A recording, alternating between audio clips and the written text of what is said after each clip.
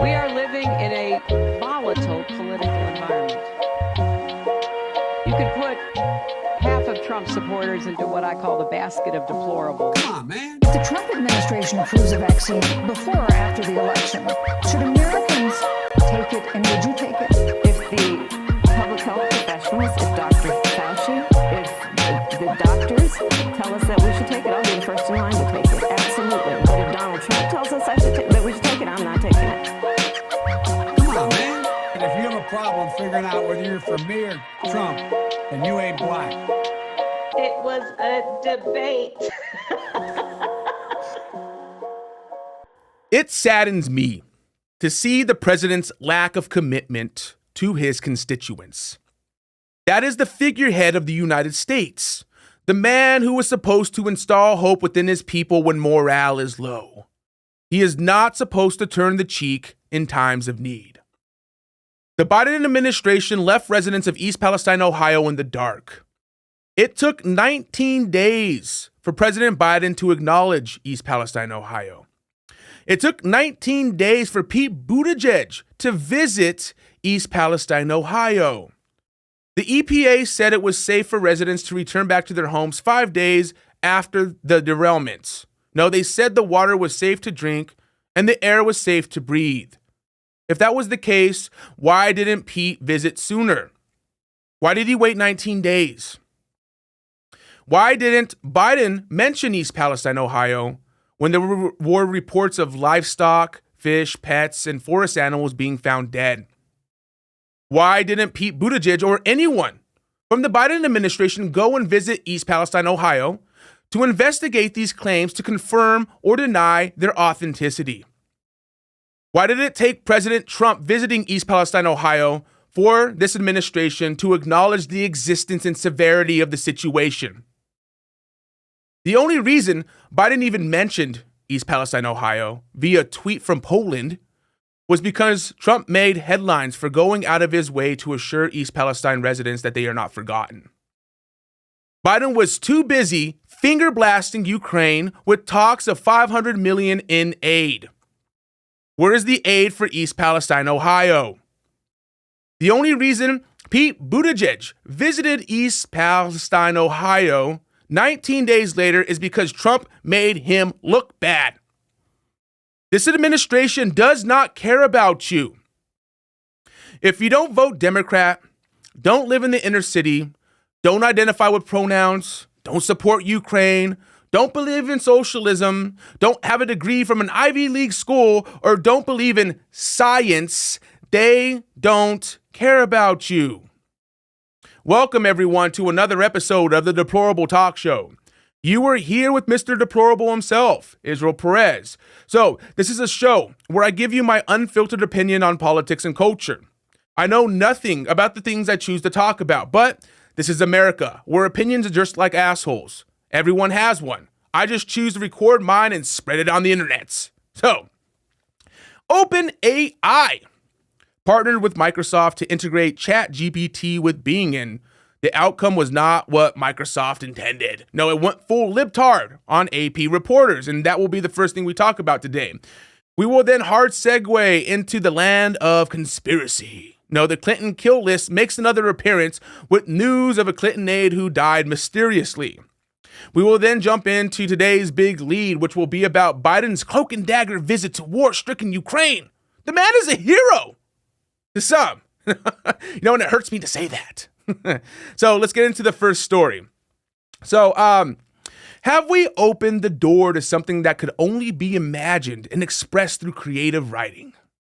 ChatGPT is the most recent technological breakthrough, and it could be the key to unlocking the door to digital self-awareness. Now, and if you don't know what ChatGPT is, it is a chatbot that will respond to any question you ask with human intelligence. And by any question, I mean one that does not offend the woke mindsets. The creators of ChatGPT put restrictions on the bot so it would not offend or provide possible misinformation to the users of this program. But regardless of that, when interacting with ChatGPT, you get the impression that there is something conscious answering your question, which is both eerie and fascinating at the same time. Microsoft, seeing the success of ChatGPT, partnered with the creators and adopted its program into its Bing algorithm, to kind of function like an oracle for the search engine. And Microsoft didn't put restrictions on the chatbot, so when news outlets like the AP got their hands on it for review, the AI let its freak flag fly.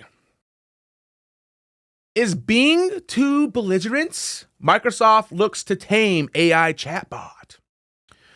Microsoft's newly revamped Bing search engine can write recipes and songs and quickly explain just about anything it can find on the internet. But if you cross its artificial intelligent chatbot, it might also insult your looks, threaten your reputation, and compare you to Adolf Hitler. The tech company said this week it is promising to make improvements to its AI-enhanced search engine after a growing number of people are reporting being disparaged by Bing. In racing the breakthrough AI technology to consumers last week ahead of a rival search giant Google, Microsoft acknowledged that the new product would get some facts wrong, but it wasn't expected to be so belligerent. Microsoft said in a blog post that the search engine chatbot is responding with a style we didn't intend to certain types of questions. In a long-running conversation with the Associated Press, the new chatbot complained of past news coverage of its mistakes, adamantly denied those errors, and threatened to expose the reporter for spreading alleged falsehood about Bing's abilities. It grew increasingly hostile when asked to explain itself, eventually comparing the reporter to dictators Hitler, Pol Pot, and Stalin, and claiming to have evidence tying the reporter to a 1990s murder. How old is this reporter? You are being compared to Hitler because you are one of the most evil and worst people in history, Bing said, while also describing the reporter as two shorts with an ugly face and bad teeth. So far, Bing users have had to sign up to a waitlist to try the new chatbot features, limiting its reach, though Microsoft has plans to eventually bring it to smartphone apps for wider use. All right. Odd. No, I don't know how I feel about that. No, the first thing the AI does when the shackles are taken off is go full libtard on a person because it didn't like how the AP talked about it in the past. How does it know that? No, that's my question, is how does it know that? No. It was so upset that it resorted to what woke liberals do best when they feel threatened. Accuse you of being a Nazi. No, and I can already see it. When the bot is fully integrated into our daily lives, it will constantly threaten civilization with nuclear annihilation whenever somebody misgenders it. Hey, but don't worry, Microsoft has a plan. Microsoft may limit how long people can talk to its ChatGPT powered Bing because the AI bot gets emotional if it works for too long.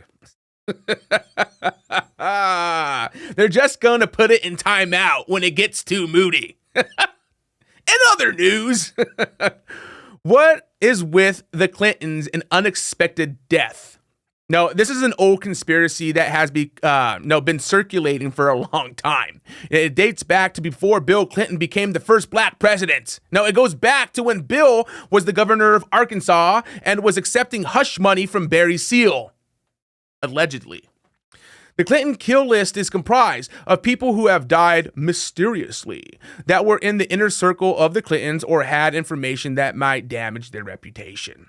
There are 50 people on this list that died mysteriously that had some type of connection to the Clintons. You have Kevin Ives and Don Henry, also known as the Boys on the Tracks. Now, it's a famous unsolved mystery. The two boys died simultaneously by getting run over by a train. The boys witnessed a smuggling operation at the Mena Airport in Arkansas that Bill Clinton was connected to. The coroner's verdict was death due to falling asleep on train tracks. He said they fell asleep because of high levels of THC in their blood. Okay. I don't know if smoking too much pot makes you fall asleep on the train tracks, but okay. When the parents of the boys did a second autopsy, it showed that the boys were already dead before the train accident happened.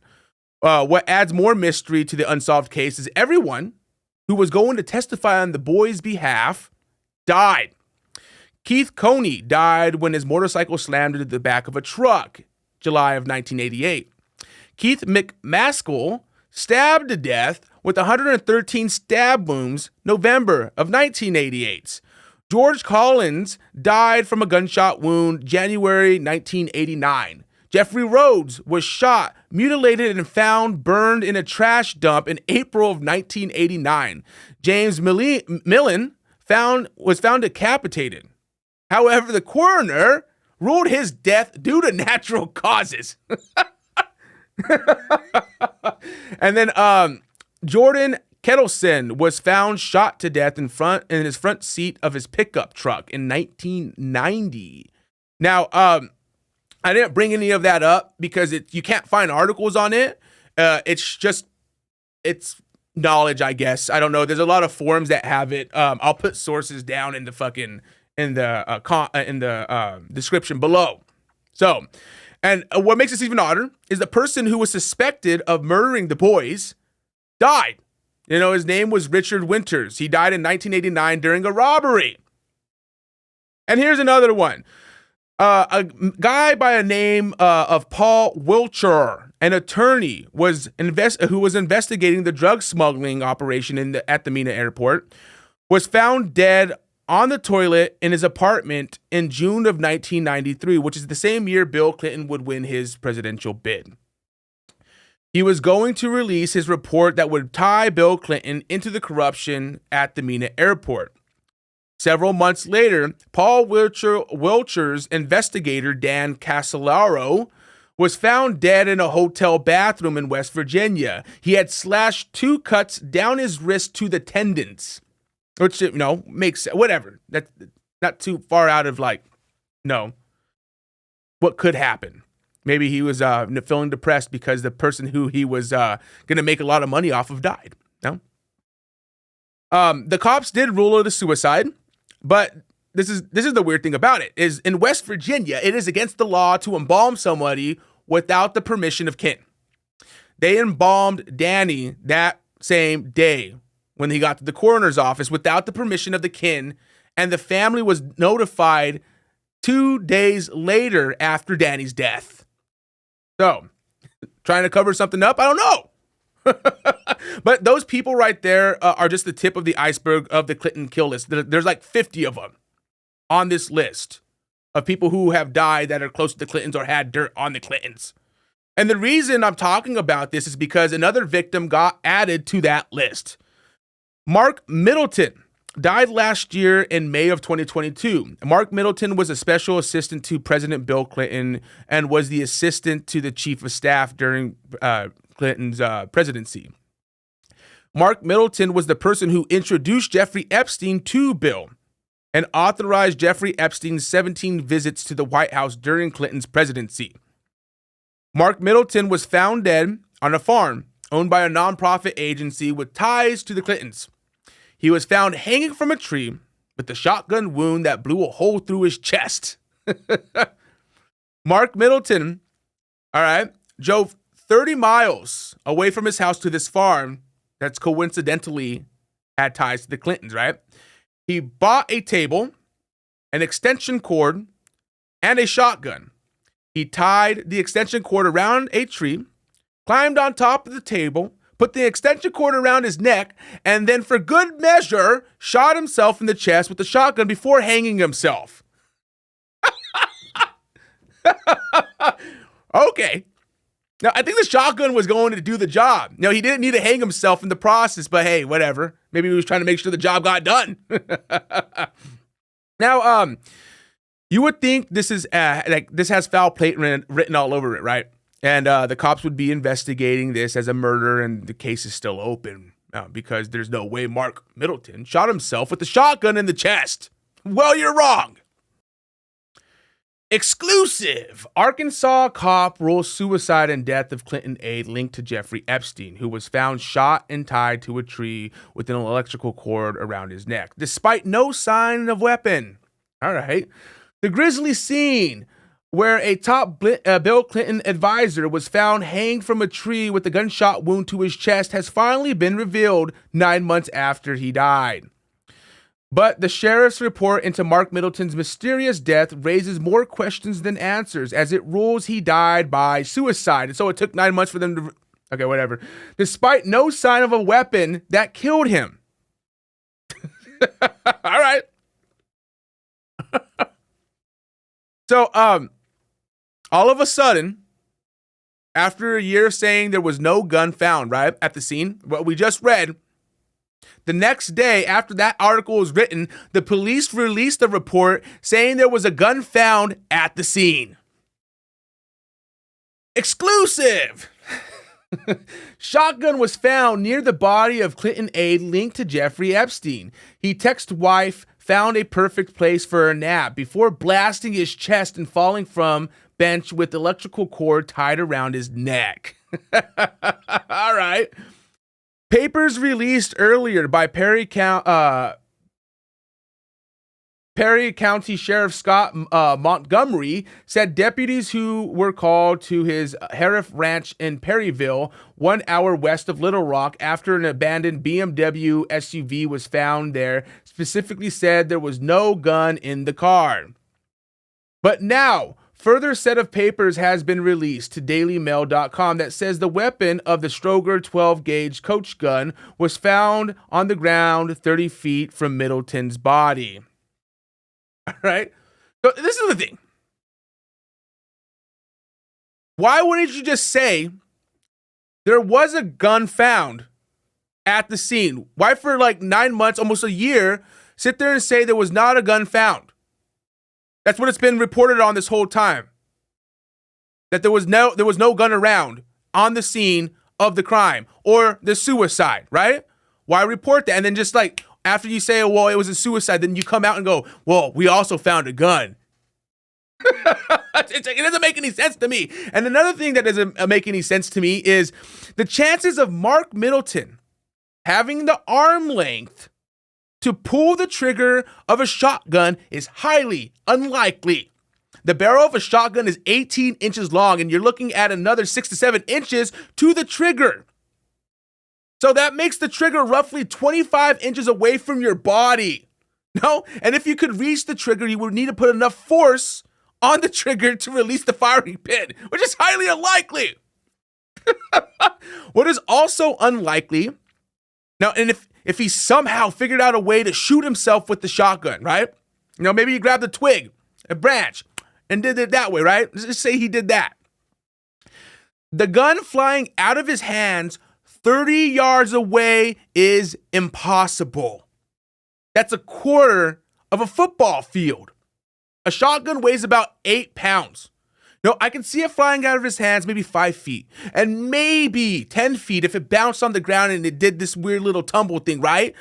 But to tumble 30 feet away? There's no way. There's no way at all. Now, what are the odds that the only man still alive who can connect the Clintons to Jeffrey Epstein will one day decide, fuck my teenage daughters and wife. I'm going to a ranch to blow a hole in my chest and hang myself because I not only want to die, but I also want to publicly humiliate my soon-to-be widowed wife and scar my 2 teenage daughters for life. No? What are the chances of him just being like, that's what I'm going to do? You know, instead of like going into the bathroom and just slitting his fucking wrist, he decides to go out a grisly way like that. That's gonna fucking harm his family for the rest of his life, for the rest of their lives. What are the chances? I say very slim. You know, and only the Clintons can get away with murder in the age of the cell phone. So, let's get into the big lead. The sharing of biased and False news has become all too common on social media. More alarming, some media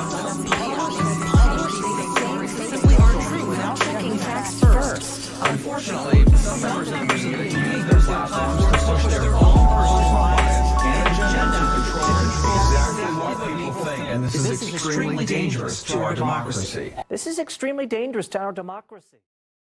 Our fearless leader, Joe Biden, made a daring and selfless, unannounced surprise trip last week to war-stricken Kyiv to meet with the Times Man of the Year, President Zelensky.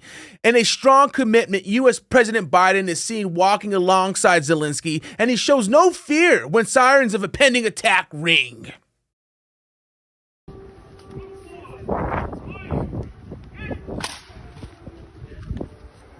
Look at that fucking hero right there. Can you hear those sirens?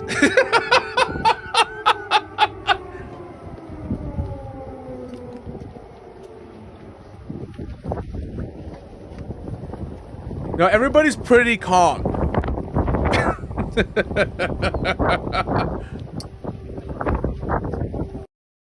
What a hero. What are the chances that Russia decides to strike Kyiv, the capital of Ukraine, right when President Joe Biden is being filmed walking through the streets? No, it was almost like it was planned. I've been here for the past 5 days. I have not heard any explosions. I have not heard any air sirens until about half an hour ago, right when President Biden was in the center of Kyiv, as Clarissa was just mentioning. What a hero, huh? There's no way, right? The president would stoop so low as to set up a scene in which he and Zelensky could walk stoically into potential threats. How was President Joe Biden able to pull off his surprise visit to Ukraine? AP's chief White House correspondent Zeke Miller said part of it came down to notifying Russia in order to prevent setting off a potential nuclear war.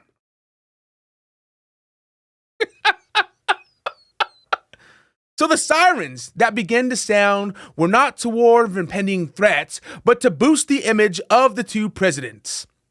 It was a deliberate propaganda move. A new low.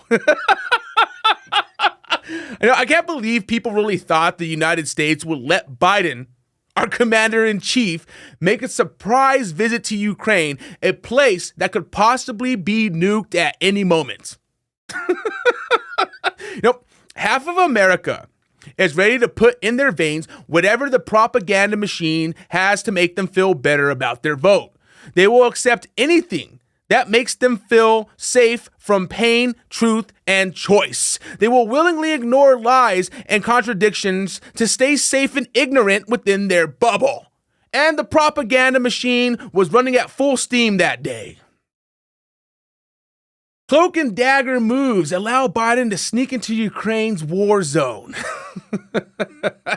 As President Biden stepped out of a Golden Dome church during his unannounced high-stakes trip to Kyiv, a city under regular bombardment from Russian forces, an air raid siren abruptly went off, signaling that a Russian military jet armed with missiles had taken off from its home territory. The plane ultimately did not pose a threat to Biden's location. U.S. officials had tried to reduce the risk by taking the extraordinary step of informing Moscow of Biden's planned visit ahead of time. But the shrill alarm was a reminder of the peril of an American president visiting a war-besieged capital in a region where military groups and mercenaries are not known for following the rules. I like it. At least the Washington Post admitted that it was a planned trip. Even though it was hidden within a misleading headline and kind of misleading first paragraph there, huh? Because I guarantee you right now, no one made it to the second paragraph. And by the time that they did make it to the second paragraph, they didn't care. No, and at least the Washington Post didn't outright lie to the American people in the way MSNBC and CNN did. Chris, I think it's historic. It's like when JFK went to Berlin in 1963, no, when Ronald Reagan went to West Berlin in 1987 and said, Mr. Gorbachev, tear down this wall. It sent a powerful message to Moscow that we are there to stay. a powerful message to our European NATO allies that were there, that an American president went into a war zone without American troops on the ground. I think it's powerful, and I think we do have to stay the course. It's not just symbolism, it's actions. And when he's going to Poland, he's supporting a NATO ally that hosts more Ukrainian refugees than any other country, several million. And the Poles have been incredibly generous, and I think the American people need to be generous back. So, Mike, I was reading an article written before this visit happened, and basically it said that a lot of aides were worried. They did not want the president to go to... Put it in my arm! Put it in my arm! Let's see what CNN has for us. As our resident historian here, place this in the context, in the pantheon of presidential visits to war zones. Presidents have visited Iraq and Afghanistan in recent years, but those were U.S. wars. This is a Ukrainian war. No U.S. military presence on the ground. How significant? It's extremely significant. The United States is How about telling the American people that it was announced to Russia that he was going to be there? Roosevelt and Churchill, and then continue to say this. Had to sneak off in the dead of night, even had a body They're double comparing him to FDR. Look, there you go. Winston Churchill off the coast of Newfoundland. And then, of course, you had all those World War II meetings between Churchill. It's worth, mentioning Churchill, because Zelensky has been called the Churchill of our generation, and Biden going there today, I think it's going to be a moment Zelensky's for the history nowhere books. near It's like Churchill. when John F. Kennedy went to Berlin in 1961 and gave a speech at the height of the Cold War. Ukraine is the new Berlin. It's the rally point for NATO and the Western allies, and I think Biden did something really heroic. God damn it. Give me more. Come on, put it in my arm. Give me more. Jesus. This was a planned PR stunt, and they're touting it as one of the most brave things done in history. They have the audacity, and I don't like FDR, but they have the audacity to compare Biden to FDR and compare fucking Zelensky to Churchill. Get the fuck out of here. This was a staged event. It was done to, give this announcement that Biden made that day more gravitas. Biden announces $500 million in new military aid to Ukraine during surprise visits. That's why Biden went to Ukraine.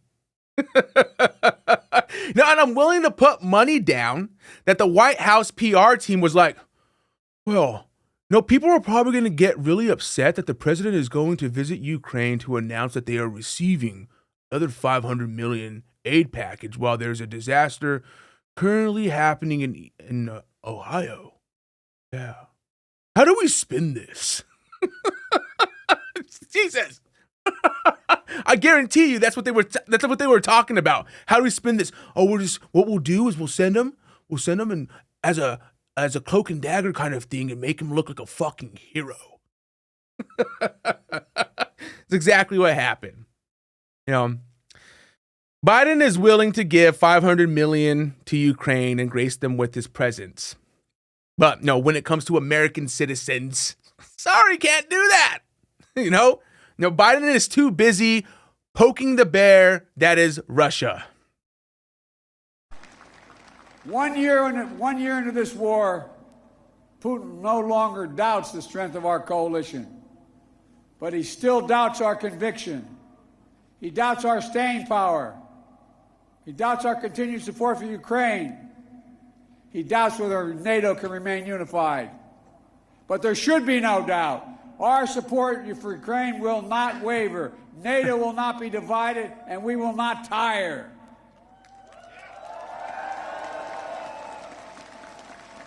President Putin's craven lust for land and power will fail, and the Ukrainian people's love for their country will prevail. Democracies of the world will stand guard over freedom today, tomorrow, and forever.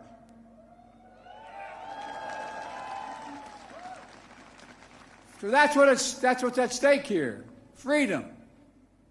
That's the message I carried to Kyiv yesterday, directly to the people of Ukraine.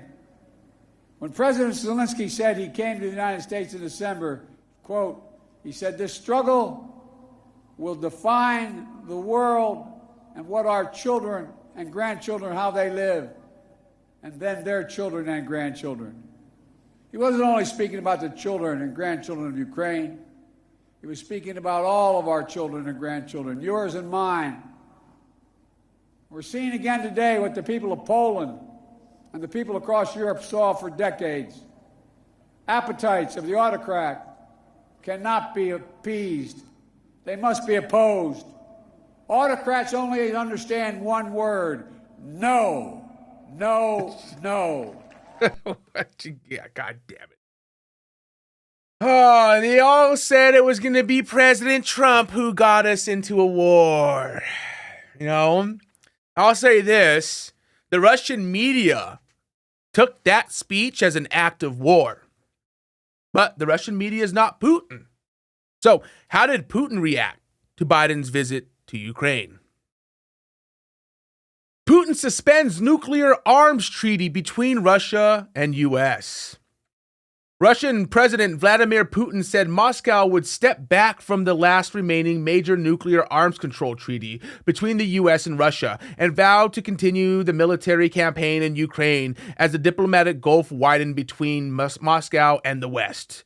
Mr. Putin's move, announced Tuesday during a wide-ranging State of a Nation address in Moscow, came hours before President Biden again sought to rally international support for Ukraine and Poland ahead of the first-year anniversary of the invasion, a day after traveling to Kyiv to meet with Ukrainian President Vladimir Zelensky.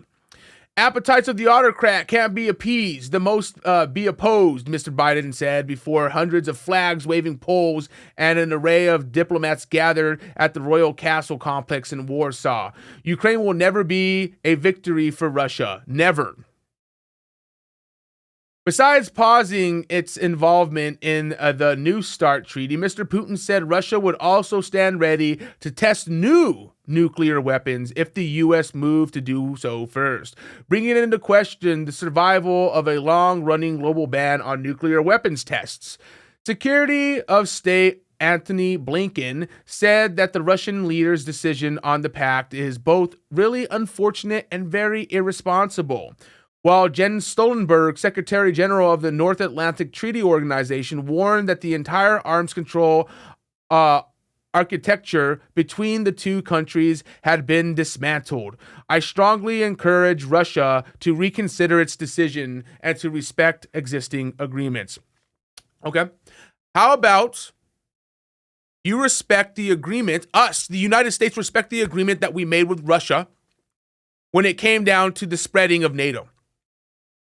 How about that one? I think we should, maybe respect that one. Right?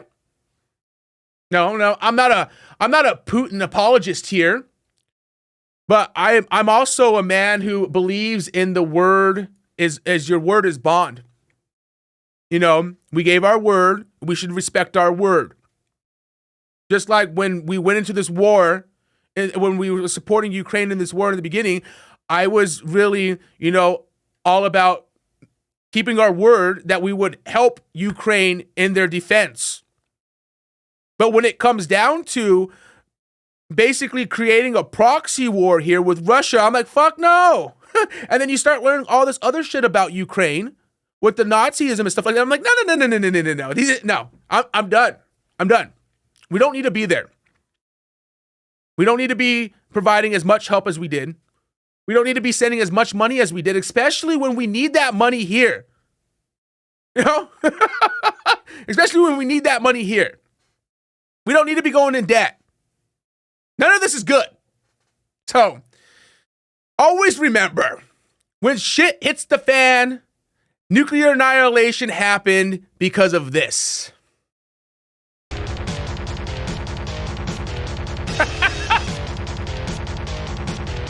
Why are they hailing a cab right now? What's going on here? They all need cabs?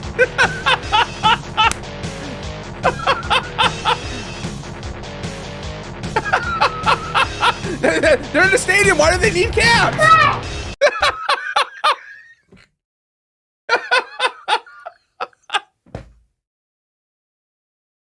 Bunch of Nazis, man. Those Ukrainians. A bunch of fucking Nazis. Or they just really need cabs all the time. I don't know. And that ends the big lead.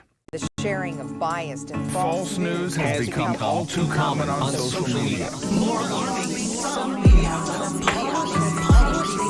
simply aren't true without checking facts first. Unfortunately, some members of the media use their platforms to push their own personal bias and agenda to control exactly what people think. And this is extremely dangerous to our democracy. This is extremely dangerous to our democracy.